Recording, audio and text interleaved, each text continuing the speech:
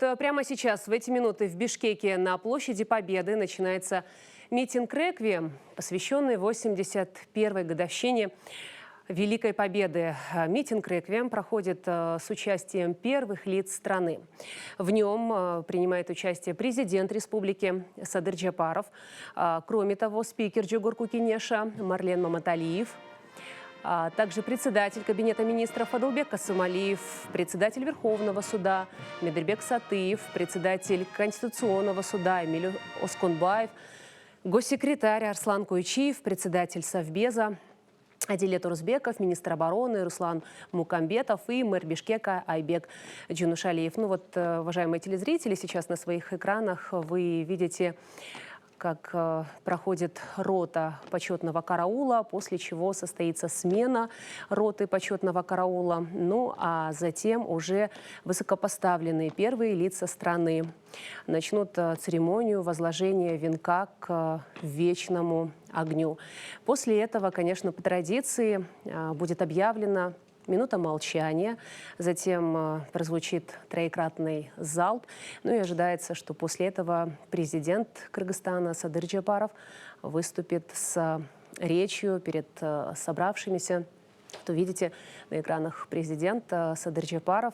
Скоро начнется церемония возложения венка. Сейчас будет смена роты почетного караула. Вечный огонь на площади Победы. Он остается одним из главных символов памяти о Великой Отечественной войне. Люди приходят сюда, чтобы возложить цветы, почтить память погибших. 9 мая на площади Победы традиционно собираются жители и гости столицы.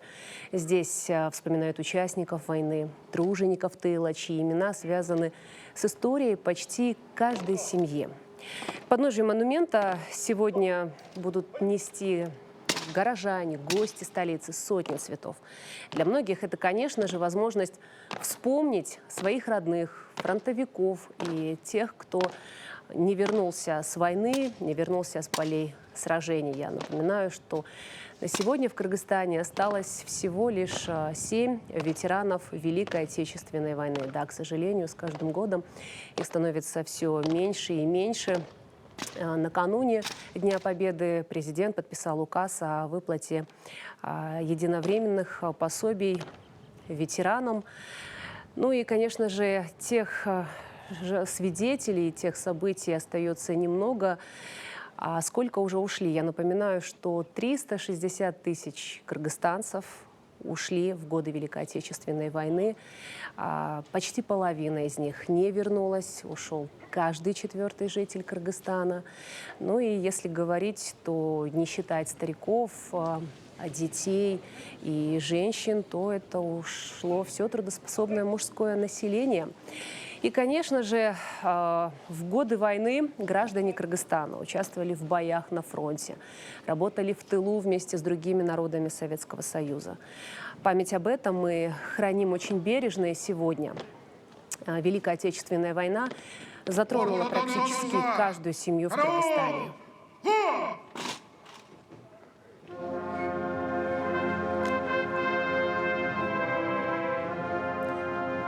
Начинается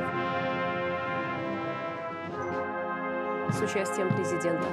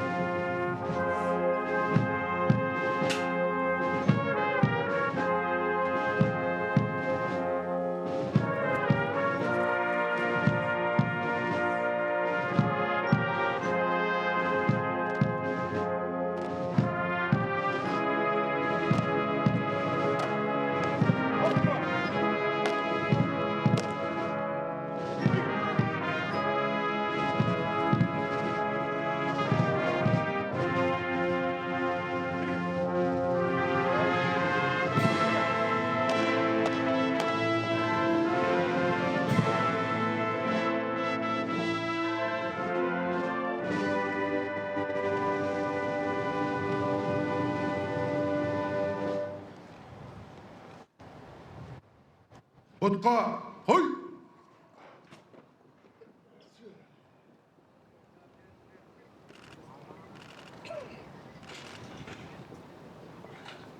Улуу атамекендик согушта курман болгон аталардын элесин 1 минута эскерүүнү өтүнөбүз.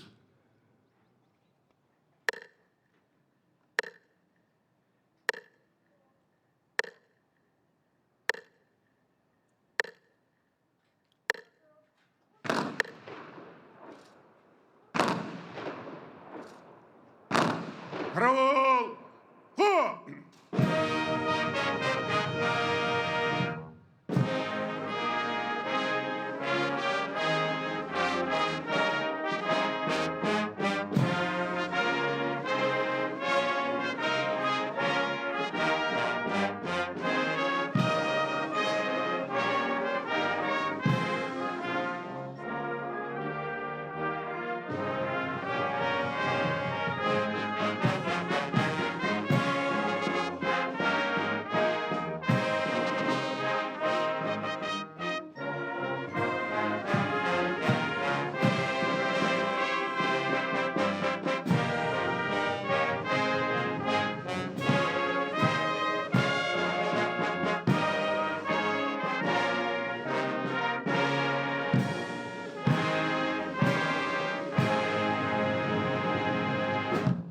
Отқа қой! Сөз Кыргыз Республикасынын президенти Жапаров Садыр Нуркожоевичке берилет.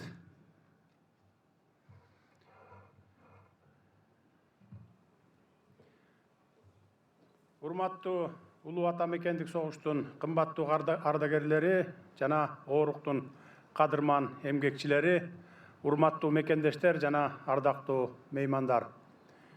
Биз бүгүн салт болуп калгандай тарыхый жана руханий мааниге ээ 9 май улуу жеңиштин күнүн белгилеп отурабыз. Бул күн бир эле учурда майрам, ошол эле маалда эскерүү күнү. Себеби бул күн миллиондогон адамдардын, анын ичинде 100 миңдеген аталарыбыздын, апаларыбыздын өмүрү менен келген улуу жеңиш күнү. Ал ар дайым тынчтыктын баа жеткис кымбаттыгын, аза менен сыймыктын айкалышын эске салып турат. Демек, 9 май бул жөн гана тарыхый дата эмес, жалпы элдин эс тутуму десек болот. Улуу жеңиштин дагы бир өзгөчөлүгү бул жерде турган ар бир мекендештерибиздин жеке тарыхына байланыштуу болгонунда. Бүгүнкү иш-чарага катышып отургандардын ар бири согушка катышкан, оорукта эмгектенген чоң ата, чоң энелеринин же башка урук туугандарынын эрдиктерин, каармандыктарын эскерип, азасын да тартып, сыймыкка дагы бөлөнүп турат. Мындай учурда эркиндик үчүн өмүрүн арнап, улуу жеңишти тартуулаган улуу муунга башымды ийип таазим кылуу менен бирге жалпы мекендештеримди жеңиш күнү менен чын дилимден куттуктаймын. Ардактуу замандаштар, 1941-1945 жылдардагы кандуу согуш миллиондогон адамдардын өмүрүн алып, тынч жаткан ар бир кыргыз үй бүлөсүнө каран түн салып, кайгы капа алып келгенин жакшы билебиз. Ошол оор кезеңде кыргызстандыктар фронтто да, оорукта да болуп көрбөгөндөй эрдикти жана каармандыкты көрсөтүп, улуу жеңишке баа жеткис салым кошушкан. Миңдеген жоокерлерибиздин майдан талаасында эл жер үчүн кан жанын аябай курман болушканына, ооруктагы эмгекчилер күнү түнү тынбай иштеп, фронтту керектүү азык-түлүк, кийим-кече жана аскердик жабдуулар менен камсыз кылышканына карт тарых күбө. Бул кандуу согушка Кыргызстан 360 миңден ашуун эр азаматын же өлкөбүздүн ар бир 4-чү тургунун жөнөткөн. Алар Европада, андан кийин Азияда, майданда дагы өрт кечип, 2-чи дүйнөлүк согуштун аякташына чоң салым кошушкан.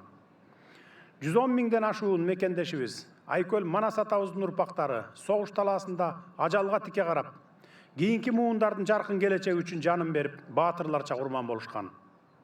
Бул сан Кыргызстан өтө чоң демографиялык жоготууга учурагандыгын эске салып турат. Алардын ысымдары улуу атамекендик согуштун тарыхында алтын тамгалар менен өлбөс өчпөс болуп жазылып калды. Фашисттик баскынчыларга каршы согушууларда көрсөткөн эрдик үчүн 150 миңден ашуун кыргызстандык орден медальдар менен сыйланганын, 22 жердешибиз даңк орденинин толук кавалери, 73 каарманыбыз Советтер Союзунун баатыры деген ардактуу наамга ээ болушканын ар дайым сыймыктануу менен айтып келгенбиз. Мындан ары да башыбызды бийик көтөрүп айта беребиз. Согуш жылдарында оорукта эмгектенген кыргызстандыктар бардыгы фронт үчүн деген ураан алдында кары жашы дебей күндөп түндөп бел чечпеген мээнети, бекем эрки, чегиңиз каармандыгы менен улуу жеңишти жакындатышкан. Алардын мекенди коргоого кошкон салымы, көрсөткөн каармандыгы кийинки муундарга бий көрнөк.